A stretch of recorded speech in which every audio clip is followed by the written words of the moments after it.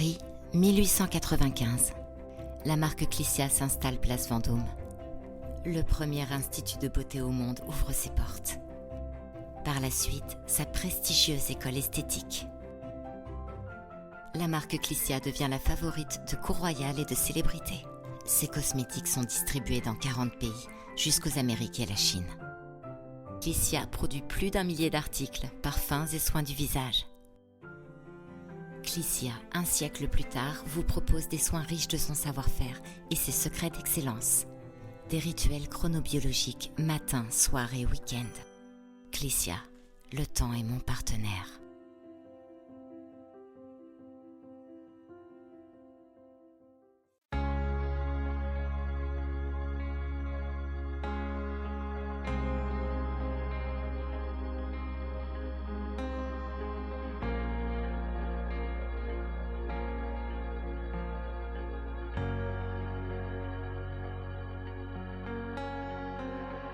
Bienvenue sur Parlons de votre mental, le rendez-vous pour venir booster vos ressources psychologiques et votre mindset en écoutant des invités inspirants chaque semaine. Vous souhaitez être performant dans vos réalisations personnelles, professionnelles, tout en étant bien dans vos baskets? Nos invités de la saison 3 nous partageront comment ils font pour développer leur confiance en eux, leur motivation au quotidien, leurs méthodes pour gérer les échecs, la pression, le stress. Ils témoignent sur leur capacité de résilience et leur détermination pour toujours aller plus loin, plus haut, en restant positif. Abonnez-vous, ce podcast va devenir votre vitamine pour vous doper vous aussi à vous dépasser pour réaliser vos rêves. Et si nous découvrions notre invité du jour? Bonne écoute à toutes et à tous.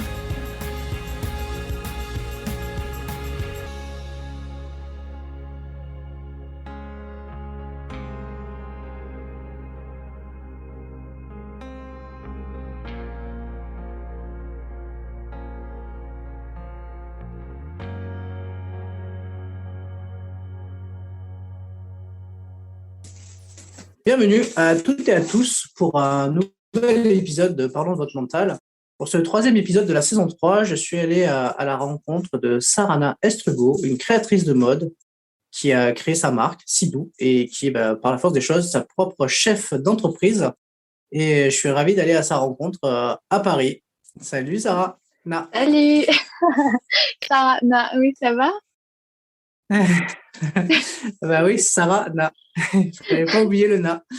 Voilà. Bah écoute, je suis ravi de t'accueillir sur ce 3e épisode de la saison 3 du podcast. Et content de pouvoir aller à la rencontre d'une jeune créatrice de mode. Voilà, je t'ai suivi et je t'ai, repéré sur les réseaux sociaux. Je trouvais que c'était intéressant ce que tu faisais, le fait d'être jeune, de se lancer, de créer. Je trouvais que c'était intéressant d'aller à ta rencontre pour que tu nous parles un petit peu de toi, en fait. Bien et comment sûr. Tu as osé te lancer. Est-ce que tu pourrais te présenter un petit peu? Oui, alors bonjour à tous. Merci beaucoup de m'avoir invitée ici. Moi, c'est Sarana Estrugo. J'ai 25 ans et depuis le mois d'août, du coup, j'ai créé ma marque de vêtements faits main. Donc, c'est-à-dire que je fais moi-même les vêtements. Je n'ai pas forcément d'atelier pour produire les vêtements. Et depuis le mois d'août, du coup, je fais ça à temps plein. Donc, que ce soit la création, enfin le design, la gestion des commandes, tout. Et voilà, c'est un peu le résumé de ce que je fais actuellement. Alors, pour en arriver jusque là où tu en es aujourd'hui, à créer des vêtements, tout ça, c'est quoi ton parcours? Voilà, bon, je vais pas rentrer dans tous les détails, mais par rapport du coup à ce que je fais, j'ai fait un BEP métier de la mode et du vêtement. Donc après le lycée, enfin déjà j'ai fait plusieurs lycées et juste après mon 2e lycée, j'ai choisi de faire du coup un BEP métier de la mode et du vêtement. Donc ça consistait vraiment à savoir créer un vêtement de A à Z en passant par le patronage et après aussi la confection.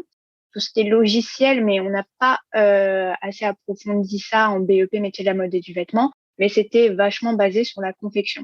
Donc, c'est un peu grâce à ça. Et après, tout ce qui est niveau communication, j'ai fait un Bac+3 marketing digital. Donc, ça m'a vachement aidé. Enfin, vachement aidé. J'ai quand même vachement appris par moi-même, mais ça m'a aidé quand même à structurer un peu mes idées et savoir un peu comment développer tout ça, quoi. Oui, ça se voit parce que du coup, c'est toi qui gères ta propre communication.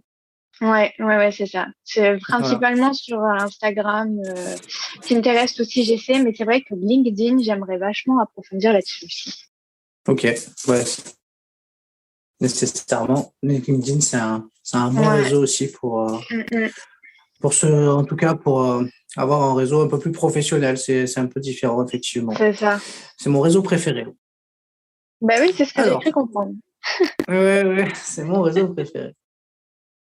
Alors, on commence toujours le podcast par un petit portrait chinois que je couple maintenant avec un petit questionnaire de Proust. Super. Et ça va permettre de faire un petit échauffement et de te connaître un peu mieux. Et puis après, on ira introspecter un petit peu ton mental et tu nous parleras un petit Yes. peu de ton mental d'entrepreneur et de créatrice. Aussi. Alors, Sarana, si tu étais une couleur, quelle couleur serais-tu et pourquoi? Waouh, c'est compliqué.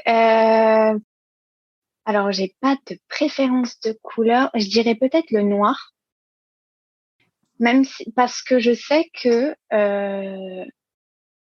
c'est basique, c'est simple, mais tu peux toujours rajouter quelque chose en plus de cette couleur pour pouvoir lui apporter quelque chose d'original. Donc, je dirais le noir. Ok, pour le noir. Si tu étais un livre, quel livre serais-tu? Alors, moi, faut savoir que je ne suis pas forcément une grande lectrice parce que j'ai énormément de mal à me concentrer quand je lis. Je suis obligée de relire 3 fois la même phrase, donc j'ai vachement du mal. Donc, j'écoute plutôt des livres audio. Et le dernier que j'ai écouté, je pense que tu connais, c'est La maîtrise de l'amour de Don Miguel Ruiz. Je sais pas si tu Mhm. connais. Oui, de Louis. Euh, Oui. et j'ai beaucoup aimé en fait son approche et sa vision sur l'amour. C'est vraiment un livre un livre audio du coup qui m'a marqué. C'est lui qui a écrit les 4 accords Toltec. On est Oui, d'accord. c'est ça. Ouais. Donc, qui est comment dire, un livre référence dans le développement personnel et Mhm. qui est lu dans le monde entier, quoi. Mhm. J'aime beaucoup cet auteur. Ouais. Le moment de la journée que tu préfères, c'est lequel? Alors, je dirais soit le matin très tôt, vers 6h, 7h du matin, juste avant que tout le monde se lève. J'aime bien prendre du temps le matin. Et aussi, je suis très productive le soir. Après 21h, j'aime beaucoup ce moment. C'est là où je suis vachement productive. Donc, je dirais ces 2 moments-là. La qualité qui te caractérise le plus. La qualité, Ouais. je dirais l'empathie.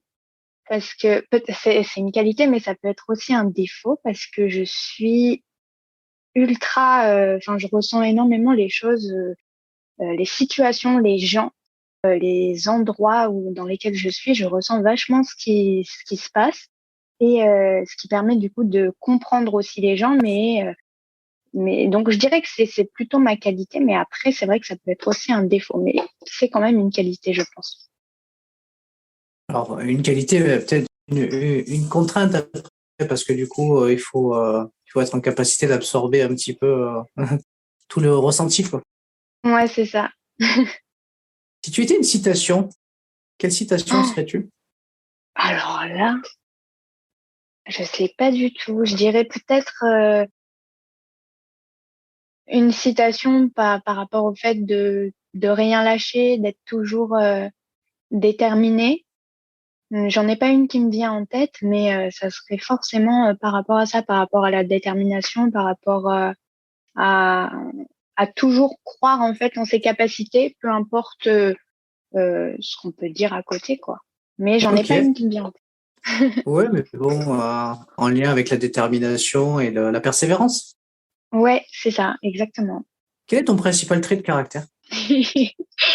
Alors là, alors mon principal trait de caractère, je pense que je suis quelqu'un d'assez persévérant, assez têtu. Donc je sais que quand j'ai une idée en tête, je veux absolument la réaliser. Donc, ce qui peut être contraignant aussi parfois, parce que j'ai du mal des fois à prendre les avis euh, qu'on me donne par rapport à cette idée. Je veux la réaliser et si je me casse la gueule, ben je me casse la gueule, mais il faut absolument que je la réalise. Donc, je dirais que ce serait plutôt être têtu, mon principal trait de caractère. Après, il y en a d'autres aussi, mais je pense que c'est celui qui, en ce moment, me représente le plus. Ok, têtu. Ouais, têtu. Si tu étais une musique, quelle musique serais-tu? Oh, Chopin. Chopin à fond parce que je suis pianiste et Chopin, depuis toute petite, je joue du Chopin et c'est vraiment euh, les musiques de Chopin, c'est les musiques du piano, je parle, qui m'apaisent le plus, qui me détendent le plus et celles dont j'adore jouer le plus. Donc Chopin. Et toutes les musiques de Chopin. Et nocturnes de Chopin. Ok. Est-ce que tu écoutes des podcasts? Oui, beaucoup. Si tu devais citer un podcast que tu aimes bien écouter, ce serait lequel? Alors, j'aime beaucoup écouter le podcast d'une jeune fille qui doit avoir 21 ans, qui s'appelle Océane Andrea. C'est une jeune fille qui a commencé sur les réseaux et son podcast est très intéressant parce que elle parle des sujets, de vie qu'on vit tous au quotidien, mais principalement en fait pour les jeunes adultes. Et j'aime beaucoup ce qu'elle fait parce que je me dis que quand j'avais son âge, enfin à 21 ans, là j'en ai 25, j'aurais aimé entendre ce qu'elle dit. Donc je pense qu'elle aide beaucoup de personnes comme ça et pour moi c'est un des podcasts que j'écoute toutes les semaines. Donc ça s'appelle Océane chez nous de Océane Andrea. Donc je recommande ce podcast à fond. Ok, on ira l'écouter. Je connais pas du tout. Si tu étais un sport, quel sport serais-tu? La danse classique. Ah bon, parce que c'est ce qui m'a fait ce sport. Donc, en fait, la danse classique, on dit souvent que c'est pas un sport, mais ça regroupe tellement de choses. On t'apprend à te dépasser parce que c'est très très dur. Les cours de danse classique, c'est très dur. On t'apprend à être précis. C'est la base de tout, la danse classique, de toutes les danses. On t'apprend vraiment à gérer ton corps et je pense que ouais, si je serais cette danse, si je serais un sport, je serais la danse classique parce que c'est un mélange de force, parce qu'il faut énormément de force, un mélange de contrôle et un mélange aussi, il faut savoir être élégant. Donc je trouve que ça me correspond le mieux. Oui, et puis c'est du sport, mais c'est aussi de l'art en fait. Voilà, exactement. C'est ça, c'est un mélange. Allez, là, une petite dernière. Oui, Quelles sont tes sorties préférées? mes sorties, Tes loisirs préférés? mes sorties préférées. Alors j'adore aller dans des musées. Je pense que ça se voit si tu me suis un peu. Je pense que j'adore aller dans des musées. J'adore voir l'architecture des musées plus que les œuvres. C'est bizarre, mais j'aime beaucoup les lieux avec des belles architectures. J'aime beaucoup aussi aller au cinéma, même si je vais plus trop en ce moment. Et j'aime tout simplement me balader dans la rue toute seule. Genre, j'aime beaucoup me balader, regarder les gens, m'imaginer ce qu'ils font. Enfin bref, voilà. J'aime les choses simples. Ok, ok. Écoute, alors merci pour ce petit portrait chinois couplé à notre questionnaire de Proust réduit. On va parler un peu de ton mental, de ton parcours. Pour à ce jour, il t'inspire quoi? Au niveau de la santé mentale, Non, ton parcours déjà, ah, ton parcours en lui-même. ben, que c'est vachement, j'ai, que je suis passée par plein de chemins, en fait. J'ai vraiment touché à tout. Et avant, j'avais du mal à dire que c'était bien, mais maintenant, je suis contente de dire enfin, que chacun a son parcours et que je suis contente d'avoir pu faire beaucoup de choses différentes et d'en être là aujourd'hui. Et peut-être que ça sera différent après, mais je suis super contente d'avoir eu des hauts et des bas, pouvoir arriver ici. Ok. De quoi tu es le plus satisfaite? Euh, de quoi je suis le plus satisfaite? De pas avoir, lâché prise, de ne pas avoir abandonné en fait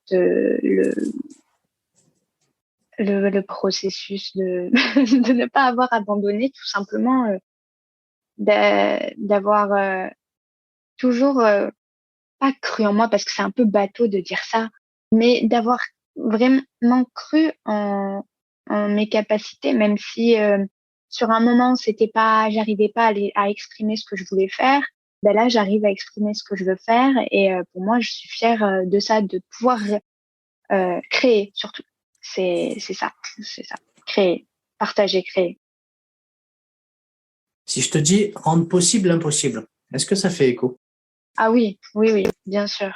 Pour moi, je pense que chacun peut rendre possible l'impossible du moment où il est assez déterminé en fait. C'est qu'une question de détermination, de vouloir faire les choses, de vouloir d'avoir, je dirais pas d'avoir confiance en soi, mais d'avoir confiance en ses capacités. Même si on n'a pas confiance en soi, on peut avoir confiance en ce qu'on sait faire, ce qu'on peut donner et voilà.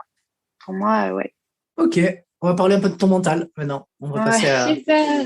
à la rubrique du mental. Si tu devais définir ce mot, le mot mental, tu définirais comment toi, Sarah? Alors que c'est un, c'est la base, c'est ce qui fait notre vie, le mental, c'est ce qui dirige nos émotions, nos choix, nos actes. Pour moi, c'est tout ça. C'est j'allais dire un fouillis.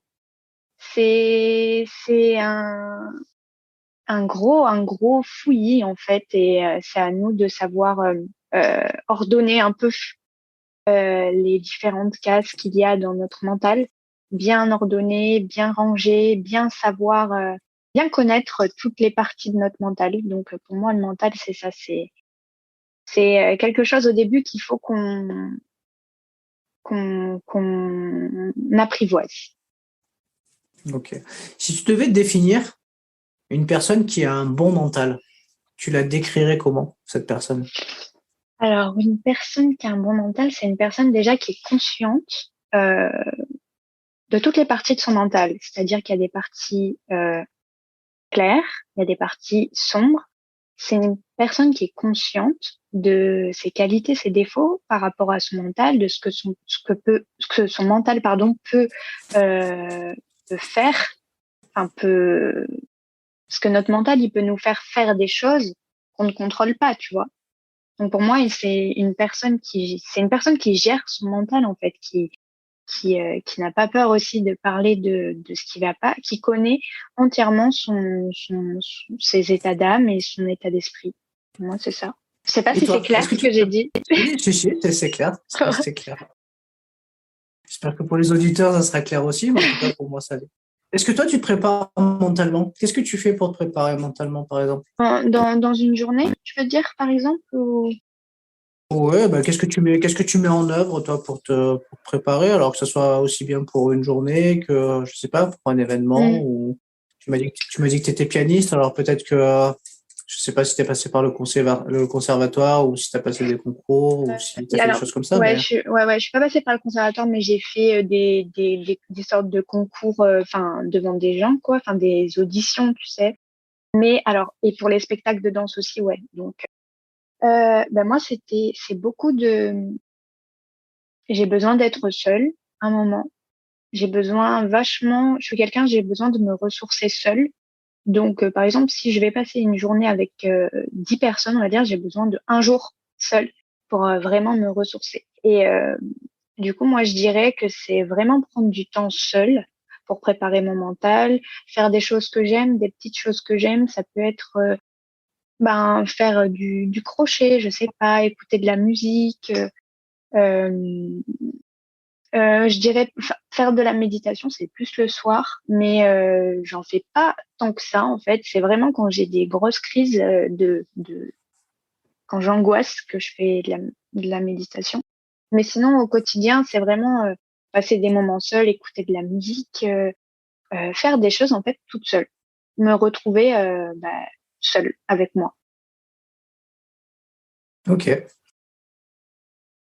Si je te dis que l'enthousiasme est primordial pour le mental, tu en penses quoi?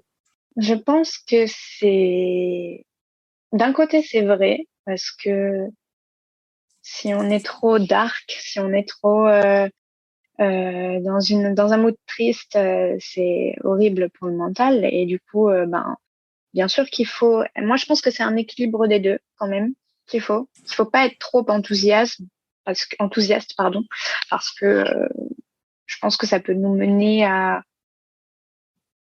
être trop optimiste. Enfin, je sais pas. Je suis vachement dans l'idée qu'il faut un équilibre pour être entre guillemets heureux. Il faut un mix. Après, on peut jamais être totalement enthousiaste. Ça Voilà. dépend un peu des journées, des événements qu'on va rencontrer tout au long de son quotidien. Exactement. Donc, tu as déjà répondu à la question que j'allais te poser. Est-ce qu'il est important de se connecter avec soi-même? Je pense que la réponse est oui. Se Ah connecter, oui, c'est oui, être oui. seul. C'est être seul. Tu nous as dit que oui, être seul, c'était un moment, c'était important en tout cas. On Mhm. va parler de confiance. Alors, est-ce que tu es de nature confiante ou pas? Alors, oui. Alors, c'est très bizarre quand je suis avec des gens, oui. Quand je réalise des choses, oui. Mais j'ai toujours des phases où faire totalement confiance en moi, c'est très bizarre. Il y a, pour conseiller les gens, j'ai une énorme confiance. Pour réaliser des choses, je suis confiante. Genre, je sais que je peux faire des choses. Genre, j'ai pas de problème là-dessus. Mais des fois, tout, tout descend, tout redescend et je suis dans des phases horribles. Donc, ça dépend. Ok. Alors, du coup, la confiance que tu peux avoir, tu l'as construite comment? Je pense, déjà, je pense grâce à ma grand-mère, à mes proches qui m'ont vachement aidée. Et je pense aussi de par les expériences et les échecs aussi qu'on a durant notre parcours. C'est surtout ça, c'est se ramasser et se relever. Je pense que c'est ça en fait qui euh, qui consolide la confiance et qui construit la confiance. C'est avoir la capacité de se relever tout le temps, de ouais, d'aller au-delà des déceptions et des échecs. Pour moi, c'est ça. Alors, tu parles d'échec. Donc, Mm. on parle aussi de droit à l'erreur. C'est quoi ton positionnement par rapport à ça? On a tous le droit à l'erreur, on a tous le droit de se tromper. Il y a pas de mauvaise expérience. On a vraiment on a le droit c'est pas des erreurs de parcours, tu vois, pour moi. Genre, ça nous aidera toujours à savoir ce qu'on veut, à savoir ce qu'on veut pas, et c'est primordial en fait, l'erreur dans une vie, pour moi. Ok. Ah ben, c'est souvent des erreurs qu'on apprend et qu'on progresse, hein. Mm, Il n'y a pas de. exact. En tout cas, quand on prend la peine de s'intéresser un peu au parcours des gens qui sont allés vers ce qu'on peut considérer comme leur réussite ou des grandes réussites, on peut se rendre compte que en tout cas, leur chemin a été ponctué de beaucoup de difficultés, de beaucoup de résilience, de beaucoup de persévérance pour aller vers leur objectif. Et Mm, au final, ils y sont arrivés, ou en tout cas, ils sont arrivés, en tout cas, pour la plupart là où ils voulaient aller. D'autres sont allés vers d'autres choses où ils pensaient pas aller, mais au final, ils ont réussi à atteindre leur objectif. Le regard des autres, est-ce que c'est quelque chose que tu appréhendes ou tu fais avec, ou tu as euh, réussi à t'en, comment dire, à t'en affranchir avec le temps? Voilà. mm. Alors avant, enfin, je pense il y a 4 5 ans, quand j'avais 20 ans, j'étais vachement j'avais du mal avec le regard des autres. Et aujourd'hui, vraiment, genre, je fais ce que j'aime. Et puis le regard des autres, enfin, tant que moi, je suis droite dans mes baskets, le regard des autres, j'allais dire, je m'en fous, mais je, tant que c'est des critiques constructives, ok, mais sinon, ça m'affecte pas, en fait. Si tu parles du regard des autres d'une manière, est-ce que je vais avoir peur du jugement, par exemple?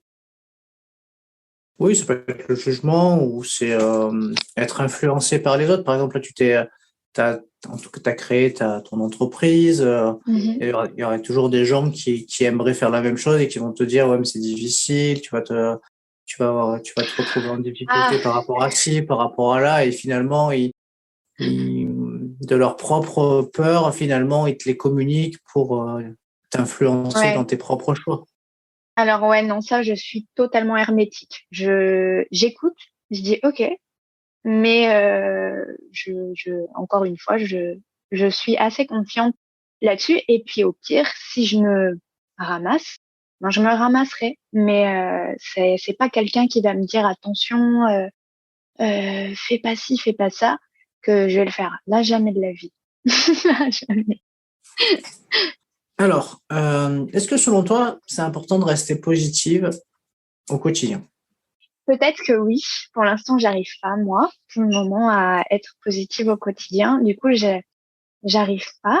Après, je pense qu'il faut, tu vois, go with the flow, genre aller avec ce qui arrive. Il peut y avoir des moments où tu es positif et il y a des moments où t'as pas envie d'être positive. Et voilà, faut laisser ces moments aussi exister.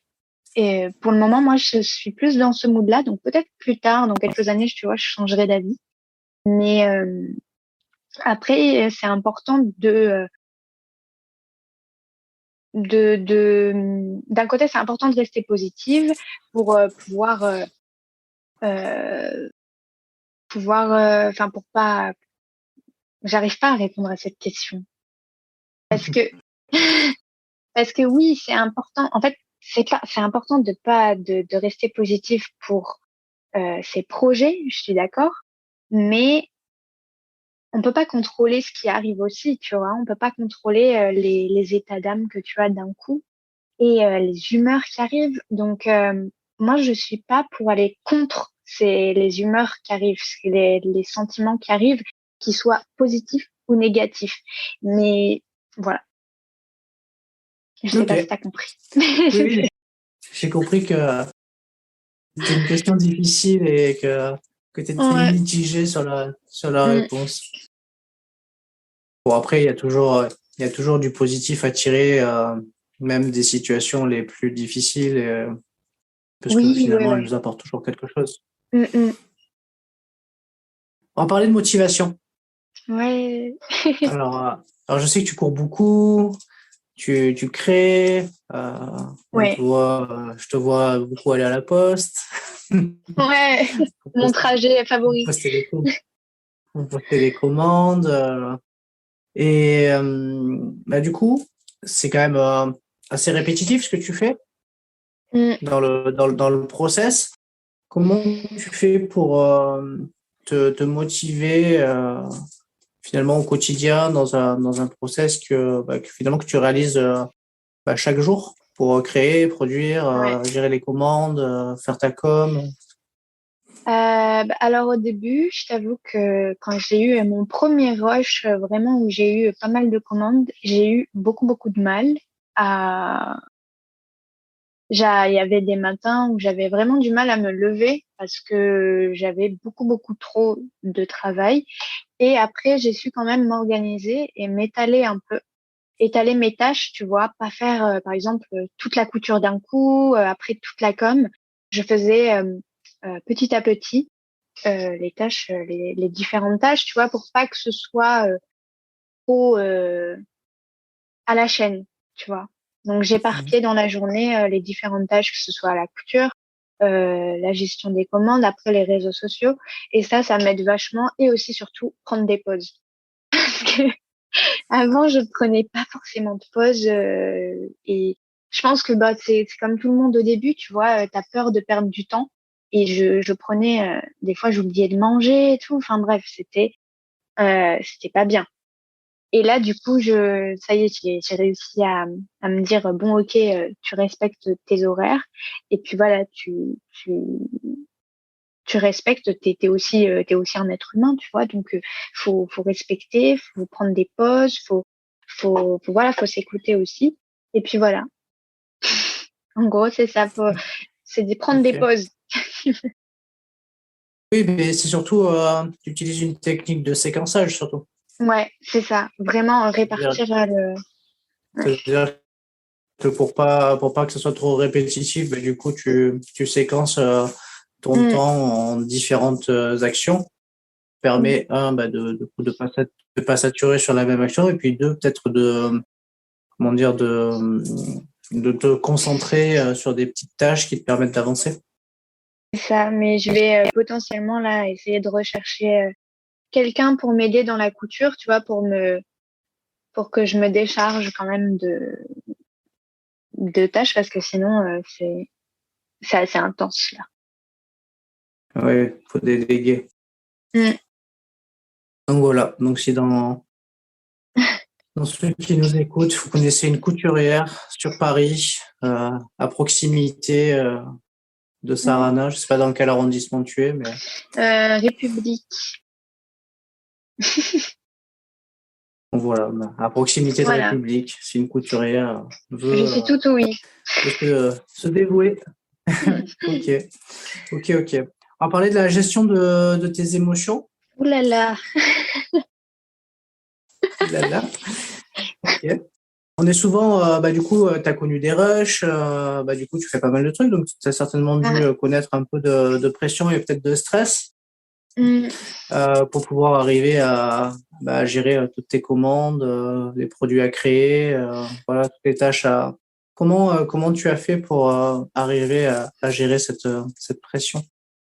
Mais écoute, je suis agréablement surprise parce que je suis quelqu'un de base qui a énormément de mal à gérer ses émotions. J'ai beaucoup de up, beaucoup de down, beaucoup de up, beaucoup de down. Et là, bah, j'ai bizarrement réussi à gérer. Donc peut-être, je pense que vu que c'est un projet qui me tient à cœur, ben j'ai réussi voilà à gérer. Après, évidemment, j'ai mes amis, genre je suis vachement au téléphone avec des personnes qui m'aident, tu vois, donc qui me soutiennent. J'ai vachement l'avis de mes amis. Donc donc pour moi c'est ça, c'est surtout les autres autour de moi dans ces moments-là qui m'aident parce que sinon toute seule euh, je je pars dans des dans des dans des scénarios qui n'ont pas lieu d'être. Donc voilà, mais je suis très contente d'avoir pu de savoir bien gérer pour le moment ça. Donc, du coup, si je résume, du coup, bah, t'es entouré en tout cas de personnes constructives autour de toi Oui, qui peuvent être des ressources. mm, Et ensuite, ta passion fait que, bah voilà, tu sais que bah il faut, comment dire, faut pas se laisser assurer. déborder. Ouais, Ouais, ouais, c'est ça. Et donc du coup, bah tu te focalises un petit peu sur les actions et finalement, ça évacue c'est ça. tout type de pression et de stress. C'est Ok. ça, le travail, c'est le Alors ça, travail. c'est. Après, la vie perso, c'est pas pareil. Ah bah ouais, j'espère qu'il y a moins de pression et de stress dans la vie perso quand même. C'est ok, ok, ok. Donc du coup, si je résume, c'est un peu comme en psychologie de la performance dans le sport. Pour euh, pour gérer tout ça, en fait, tu vas plutôt te concentrer sur les tâches qui sont de ta maîtrise Mhm. et pas forcément, on va dire, te préoccuper de ce que tu ne peux pas contrôler. Ouais, exactement. T'as très bien résumé. Ok, donc toi-même, tu es couturière aussi, parce que c'est toi Ouais, qui crée. Tu fais tes. ouais, ouais. Euh, donc du coup, forcément, ça te demande de la concentration, parce que Mhm, c'est de la précision. mhm. Comment, du coup, ce qui est intéressant, hein, la question derrière, c'est comment tu fais pour arriver à être hyper concentré, pour être précise. Pour être focus sur les petites touches, tout ça? Écoute, je pense que c'est une habitude, entre guillemets. Je suis quelqu'un quand même d'assez perfectionniste. Donc, j'essaie de faire au mieux. Donc, évidemment, surtout dans la réalisation de vêtements, c'est important d'être très précis. Donc non, je pense que c'est une habitude que j'ai prise. Comme tu dis, tu vois, de par le sport, la danse classique, par exemple, vu que j'en ai fait pendant 15 ans, ça m'a aidé à être très précise. Pareil pour le piano. C'est vraiment, il faut être précis, c'est de la technique. Et du coup, je pense que c'est ça qui m'a aussi quand même assez habituée à être assez précise. Après, évidemment, c'est du savoir-faire. Faut savoir, enfin voilà, gérer la machine et à coudre, etc. Mais, euh, mais, mais voilà, c'est ça. Et après, évidemment, quand je couds, j'ai mes écouteurs et voilà, j'écoute soit un podcast, soit je regarde une vidéo YouTube. Enfin, tu vois, c'est ou soit je fais rien, mais voilà, c'est un bon moment. Ok. Alors, une de mes questions favorites, où j'ai souvent Mhm. des retours totalement différents, il paraît que pour avoir une force mentale, il ne faut rien lâcher. Qu'est-ce que tu en penses, Sarah? Moi, je suis pas d'accord. Ça- je pense que encore une fois, dans la vie, tout est un mélange, tout est un équilibre. Et si tu ne lâches rien, tu pètes un plomb, tu vois. Je pense qu'il faut savoir lâcher prise, il faut savoir, tu vois, respirer. Il faut savoir laisser son mental respirer. Et pour moi, c'est important de ne pas. C'est quoi le mot exact que tu as dit? La phrase La exacte? force mentale. Pour avoir une force mentale, il ne faut rien lâcher. Oui, ben voilà, c'est ça. C'est important dans son mindset, vouloir rien lâcher par rapport à ses projets, tu vois. Mais par rapport à ta santé mentale, il faut savoir lâcher prise. Il faut savoir, comme tu dis, comme j'ai dit, prendre des pauses. Il faut savoir prendre du recul. Il faut savoir mettre son mental de côté aussi des fois. Il faut savoir couper des fois. Donc voilà. Voilà. Il faut savoir couper. Donc, du coup, tu n'étais pas d'accord et du coup, il faut savoir lâcher du lest Mm. par moment pour garder un petit peu sa santé mentale intacte. Ah oui, ben clairement, clairement. Ok. Alors écoute, on a fait un petit peu le tour de toutes les questions que je pose habituellement sur le podcast. J'ai pour habitude de toujours laisser le mot de la fin à mon invité pour Mhm. s'exprimer sur un sujet qui lui tient à cœur. Euh, Éventuellement laisser aussi en tout cas les endroits où on peut te retrouver. Du coup, est-ce qu'il y a quelque chose qui te tiendrait à cœur, un message que tu aimerais faire passer aux gens qui nous Euh, écoutent? Moi, le seul message que je pourrais faire passer, c'est les gens, par exemple, ont envie d'entreprendre quelque chose, de créer quelque chose, ben, qui n'hésitent pas de ne pas forcément écouter aussi des personnes qui peuvent vous dire attention, oui, mais si tu fais ça, oui, mais enfin voilà, de suivre, ça va être un peu cliché ce que je vais dire, mais de suivre son cœur, de suivre ses intuitions, c'est super important voilà, la vie c'est une grande expérience et autant expérimenter toutes les choses qu'on veut faire avant de passer de l'autre côté. Donc voilà, c'est la vie est remplie d'opportunités et ce que je peux dire c'est ben hésitez pas à vous lancer et à faire des choses que vous aimez. Voilà. Du coup, pour retrouver du coup tes créations et Mhm. éventuellement échanger avec toi, on fait comment? Alors, soit vous pouvez me retrouver sur Instagram, donc arrobase du le tiré d'en bas, Sidou SYDOUX, ou sinon vous tapez tout simplement Sidou sur Instagram et vous pouvez me trouver. Et après, j'ai mon site web aussi, sidou SYDOX.shop. Mais je suis particulièrement présente sur Instagram et après sur Pinterest. Vous tapez aussi Sidou SYDOX et vous me trouvez. Voilà. Ok. Et pourquoi si doux, pour finir? Alors, alors c'est très, mais tu vois, c'est vraiment, c'était même tellement pas prévu. j'avais créé un compte Instagram cet été parce que je voulais partager toutes mes photos de l'été et je l'ai appelé Un été si doux. Un été si doux, mais si doux, SIDOU.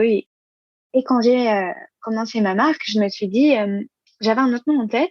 Et après, je me suis dit, ah mais non, en fait, je vais l'appeler, vu que je l'ai créé pendant l'été, je vais l'appeler Sidou, mais avec un Y. Et, et voilà, c'est marqué, c'est arrivé, pardon, comme ça. Donc, et au final, ça sort bien. Je suis super contente de ce nom. Voilà. Ok. Bah, de toute façon, il y a besoin de douceur un petit peu dans ce monde. Donc, si on peut porter des vêtements doux, bah, c'est Voilà, déjà un bon premier. c'est ça. Ok, bah, écoute, merci beaucoup, Sarana, pour cette interview, pour ton témoignage. Merci à toi. Je te souhaite plein de bonnes choses pour ta marque et pour, en tout cas, son développement dans le temps. Et puis, écoute, bonne continuation à toi. Ben, merci à toi de m'avoir invité ici et surtout de faire ce podcast. C'est super intéressant, donc merci beaucoup. Avec plaisir. À bientôt. Salut, à bientôt. Si cet épisode t'a plu, tu peux le partager en me taguant ou en lui laissant 5 étoiles sur Apple Podcast. Tu pourras aussi être tiré au sort pour gagner un test OMSAT pour évaluer tes qualités mentales.